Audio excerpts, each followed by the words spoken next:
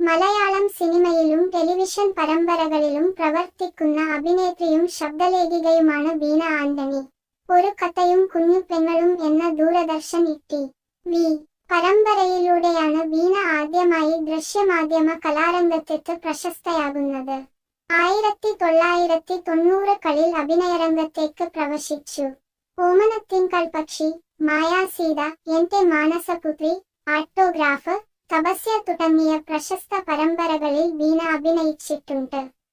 God father എന്ന 1991ൽ പുറത്തിറങ്ങിയ മലയാള സിനിമയിലൂടെ ചലച്ചിത്ര അരങ്ങേറ്റം നടത്തി.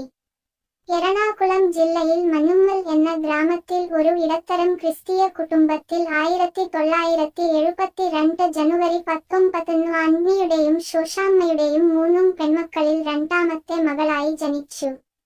തടിക്കച്ചവടക്കാരനായിരുന്നു ആന്റണി. പ്രാഥമിക വിദ്യാഭ്യാസം